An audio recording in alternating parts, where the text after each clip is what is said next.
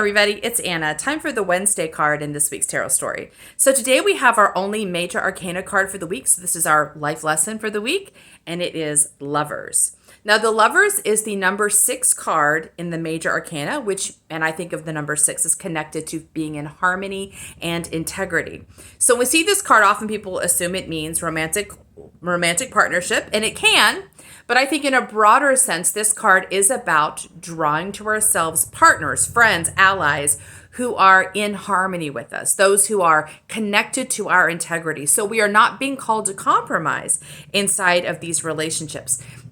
So I think this connects really well to yesterday's card, which was the Queen of Wands. I talked about yesterday how the Queen of Wands is about expanding and becoming very visual in her own passion and confidence and inspiration. And so she is a light on a hill, right? She's visible, the whole world can see her. And the people who respond to her are those who see her energy and they resonate with it in their own hearts. They draw near to her because they want to surface that energy for themselves. So she's very attractive to people who want more passion and confidence and inspiration in their own lives.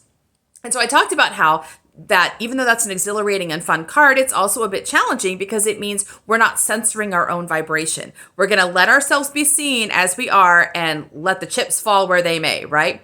Well, this is how the chips fall.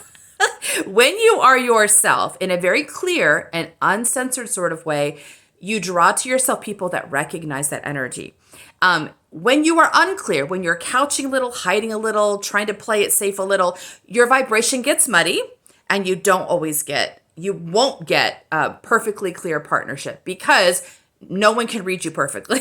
So if you're a bit muddy, if you're a bit hidden, if you're a bit cagey about who you are, you will draw to yourself people who are also cagey and a little unclear and a little unstable in who they are. So you can't get the partners that match you if you're not showing up as you, if that makes sense.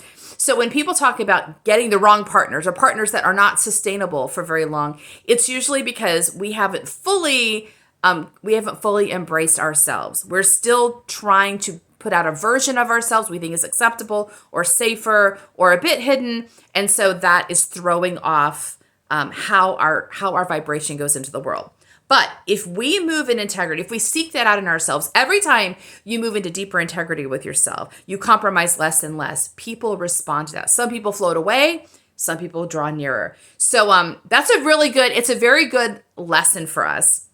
Not only because it helps us, it's a message of hope that the more you are yourself, the more you draw to yourself harmonious partners, but also it helps us see if we are not drawing to ourselves harmonious partners, we want to figure out what we need to solve in our own vibration. There's just something is fearful, something's hidden, something's a bit cagey, our mind's protecting ourselves and kind of pulling us out of alignment. We just want to find it. It's a good teaching tool. So if you want relationships that feel harmonious and balanced, then you figure out what's blocking it.